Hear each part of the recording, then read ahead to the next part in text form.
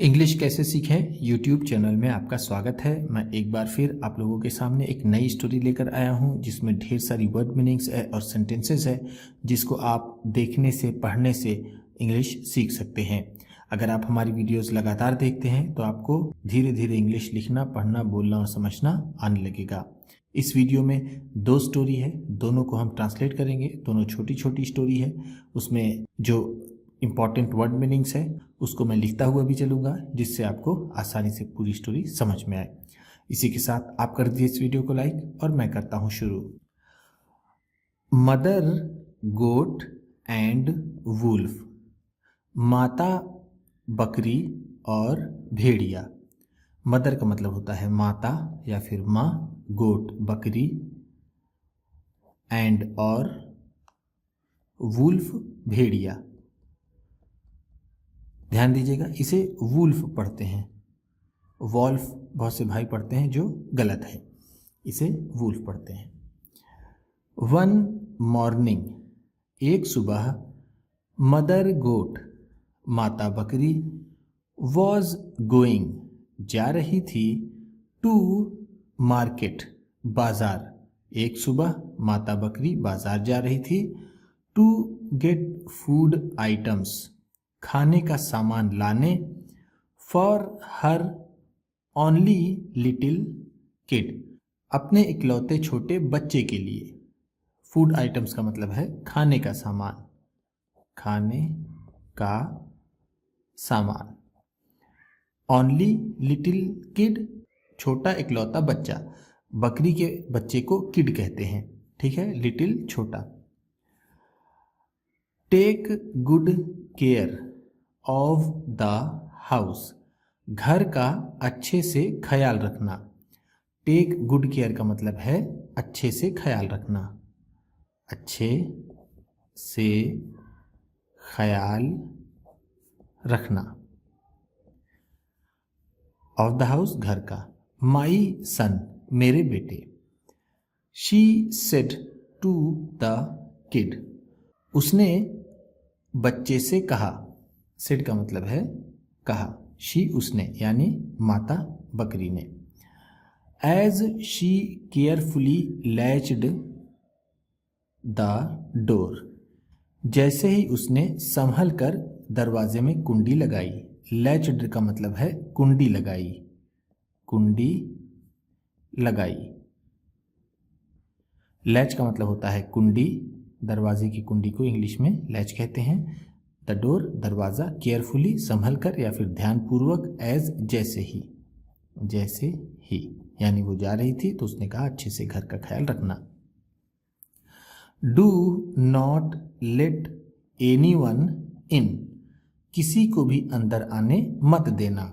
Late इन का मतलब है अंदर आना, अंदर आना। Do not let anyone in है तो किसी को भी अंदर आने मत देना। एनीवन किसी को भी। Unless he gives you this password, जब तक कि वो तुम्हें ये पासवर्ड ना दे। अनलेस का मतलब है जब तक कि ना, जब तक कि ना। पासवर्ड का मतलब जैसा हम जानते हैं पासवर्ड, गिव देना।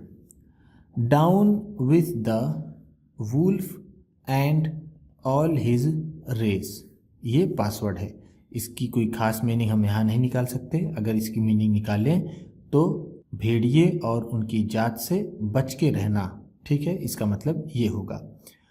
वुल्फ मतलब भेड़िया, ऑल हिज रेस उसकी पूरी जात से। लेकिन यहाँ पर इसे सिर्फ एक पासवर्ड के रूप में यूज़ किया गया है, इसलिए इसकी मीनिंग पर हम ज़्यादा जोर नहीं देंगे। स्ट्रेंजली इनफ, काफ़ी अजीब बात हुई। स्ट्रेंजली इनफ का मतलब है काफ़ी अजीब बात, काफ़ी अजीब बात। आ वुल्फ, एक भेड़िया, वॉज लर्किंग नियर बाई, पास में ही दुबका हुआ था। लर्क का मतलब होता है दुबकना,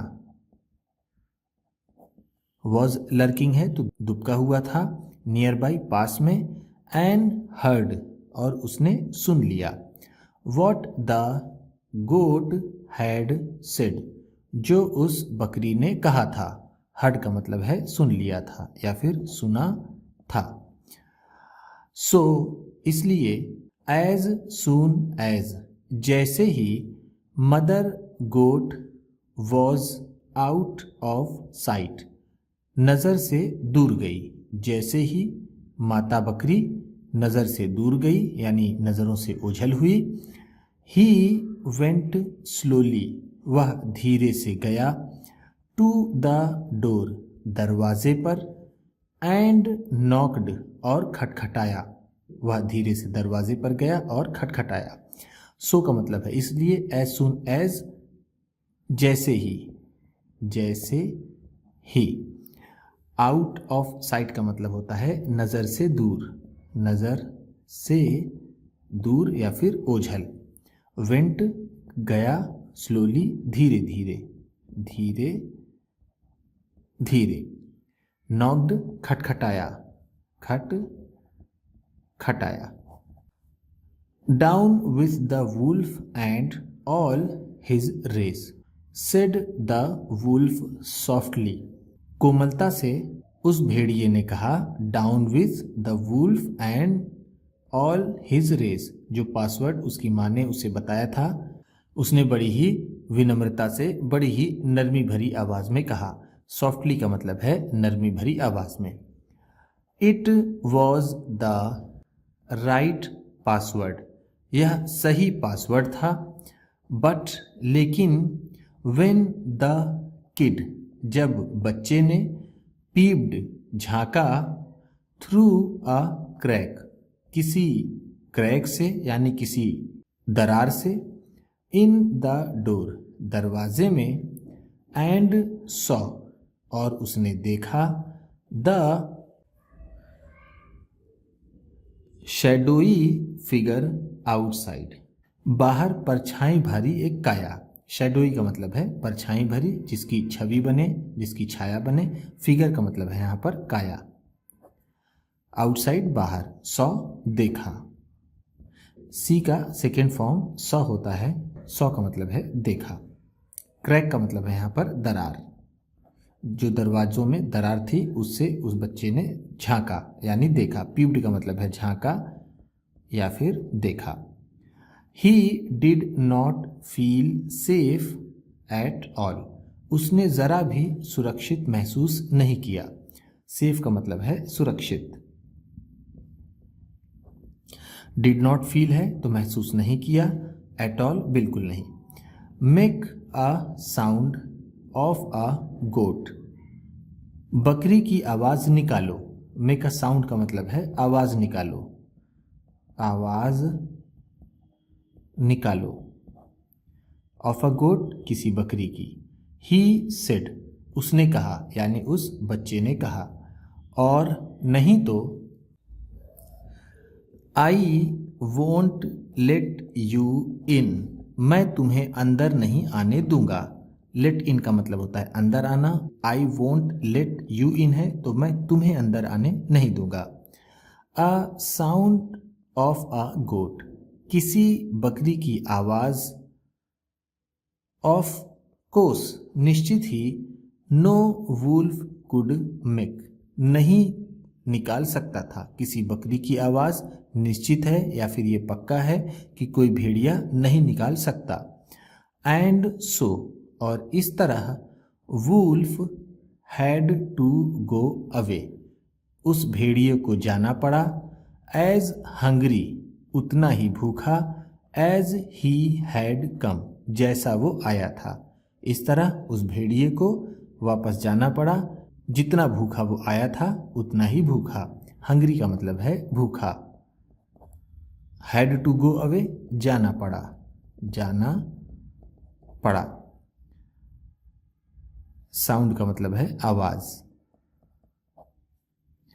you can never do that, तुम ऐसा कभी नहीं कर सकते हो। आई एम श्योर, मुझे यकीन है, मुझे यकीन है तुम ऐसा कभी नहीं कर सकते। सेड द किड, बच्चे ने कहा। व्हेन ही सॉ, जब उसने देखा। द वुल्फ उस भेड़िए को, गोइंग टू द वुड्स जंगलों में जाते हुए। जंगलों में जाते हुए जब उस बच्चे ने भेड़िए को देखा तो उसने कहा तुम ऐसा कभी नहीं कर सकते, यानी तुम कभी भी बकरी की आवाज़ नहीं निकाल सकते। नेवर का मतलब है कभी नहीं, कभी नहीं। डू का मतलब होता है करना। श्योर निश्चित या फिर पक्का या फिर यकीन। वुड्स जंगल। चलिए अब दूसरी स्टोरी ले लेते हैं। ये भी बहुत अच्छी स्टोरी है, इसे भी पूरी देखिएगा, इसमें भी आपको बहुत मजा आएगा। चलिए। डंकीज शैडो, गधे की परछाई या फिर गधे की छाया।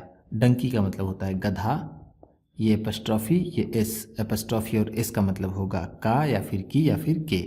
तो यहाँ पर परछाई है तो हम कहेंगे गधे की, शैडो परछाई। अ ट्रेवलर एक यात्री, हैड हायर्ड किराए पर लिया था, अ डंकी एक गधे को, एक यात्री ने एक गधे को किराए पर लिया था, टू कैरी हिम उसे ले जाने के लिए, to a distant part of the country देश के दूर दराज एरिया में। डिस्टेंट पार्ट का मतलब है दूर दराज का एरिया, ऑफ द कंट्री देश के, कैरी का मतलब होता है लाना या फिर ले जाना। ट्रेवलर यात्री, हायर का मतलब होता है किराए पर लेना, किराए पर लेना। The owner of the donkey गधे का मालिक, ऑनर का मतलब है मालिक। वेंट विथ द ट्रेवलर यात्री के साथ गया, वॉकिंग बिसाइड हिम उसके बगल में चलता हुआ, बिसाइड का मतलब है बगल, हिम उसके, वॉकिंग चलता हुआ, टू ड्राइव द डंकी गधे को हाँकने के लिए। यहाँ पर ड्राइव का मतलब है हाँकना, गधे को हाँकने के लिए वह पैदल चलता हुआ यात्री के साथ गया।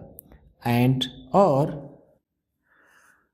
पॉइंट आउट द वे और रास्ता दिखाने के लिए। पॉइंट आउट का मतलब है दिखाना या फिर इशारा करते हुए चलना, वे रास्ता। The road led across a treeless plain वो रास्ता बिन पेड़ों के मैदान में जाता था, यानी वो जो सड़क थी वो ऐसी जगह से गुजर रही थी जहाँ पर पेड़ नहीं थे। ट्रीलेस का मतलब है बिन पेड़ों के, प्लेन का मतलब है खुला हुआ मैदान। प्लेन का मतलब यहाँ हम कहेंगे मैदान। लेड को जाती थी, रोड सड़क, वो सड़क जाती थी। Where the sun beat down fiercely जहाँ पर सूरज बहुत जोर से चमकता था। बीट का मतलब है यहाँ पर, बीट डाउन का मतलब है बहुत गर्मी देता था, फियर्सली भीषण रूप से, सन सूरज। So intense did the heat become इस तरह जैसे जैसे गर्मी बढ़ती जाती, दैट द ट्रेवलर वो यात्री, एट लास्ट अंत में, डिसाइडेड टू स्टॉप ठहरने का फैसला किया, फॉर अ रेस्ट आराम करने के लिए। जैसे जैसे गर्मी बढ़ती गई उस यात्री ने ठहरने का फैसला किया, यानी ठहर कर आराम करने का फैसला किया। एंड और as there was no other shade क्योंकि वहाँ पर कोई भी छाया नहीं थी। एज का मतलब है यहाँ पर क्योंकि, क्योंकि there was no other shade कोई भी छाया नहीं थी, टू बी फाउंड जिसे ढूंढा जा सके। द ट्रेवलर सैट डाउन वो यात्री बैठ गया, in the shadow of the donkey गधे की छाया में। वो यात्री गधे की छाया में बैठ गया। सैट डाउन का मतलब है बैठ गया, बैठ गया। नाउ अब, द हीट गर्मी, हैड अफेक्टेड प्रभावित करने लगी थी, द ऑनर, मालिक को भी, as much as it had the traveller, जितना उसने यात्री को प्रभावित किया था। अब गर्मी उतना ही मालिक को भी प्रभावित करने लगी जितना उस यात्री को प्रभावित की थी, यानी जितनी गर्मी उस यात्री को लग रही थी उतनी ही गर्मी अब मालिक को भी लगने लगी। एंड इवन मोर, और यहाँ तक कि उससे ज़्यादा भी। फॉर, इसलिए, ही हैड बीन वॉकिंग, क्योंकि वह टहल रहा था, उसे ज़्यादा गर्मी भी लग रही थी क्योंकि वो टहल रहा था। विशिंग ऑल्सो टू रेस्ट, आराम करने की चाह में। इन द शेड, छाया में, छाया में आराम करने के लिए या फिर उसकी आशा में। कास्ट बाय द डंकी, जो छाया गधे द्वारा दी जा रही थी। ही बिगैन टू क्वेरल, वह झगड़ा करने लगा। विथ द ट्रेवलर, यात्री से, वह यात्री से झगड़ा करने लगा, जो परछाई, जो छाया आसपास उस गधे की बन रही थी। सेइंग, ये कहते हुए, ही हैड हायर्ड, उसने किराए पर लिया था। द डंकी, उस गधे को। And not the shadow it cast, ना कि उसकी छाया जो ये दे रहा है। मालिक ने कहा कि आपने गधे को ही सिर्फ किराए पर लिया है, ना कि इसकी छाया को किराए पर लिया है। The two soon started to fight, उन दोनों ने जल्द ही लड़ना शुरू कर दिया। फाइट का मतलब है लड़ना, स्टार्टेड शुरू कर दिया, सून जल्द ही। एंड वाइल दे वर, उनके झगड़ा करते समय। द डंकी टूक टू इट्स हील, वह गधा भाग गया। टेक टू वंस हील एक मुहावरा होता है। टेक टू वंस हील्स एक मुहावरा होता है जिसका मतलब होता है भाग जाना। तो दोनों झगड़ा करते रहे और वो गधा भाग गया। उम्मीद करता हूँ इस क्लास में बताई गई वर्ड मीनिंग्स और सेंटेंसेस आपको अच्छे लगे होंगे। कौन सा वर्ड आपको सबसे अच्छा लगा इसे कमेंट बॉक्स में ज़रूर बताइएगा। ये स्टोरी कैसी लगी इसे भी कमेंट बॉक्स में ज़रूर बताइएगा। इसी तरह की वीडियोस के साथ साथ ढेर सारी रीडिंग की, ट्रांसलेशन की और बहुत सी इंग्लिश सीखने वाली वीडियोस पाने के लिए चैनल को सब्सक्राइब कीजिए और ये वीडियो किसी न किसी अपने एक दोस्त को, मित्र को, परिवार वाले को शेयर भी ज़रूर कर दीजिएगा। तो चलिए मिलते हैं फिर अगली वीडियो में।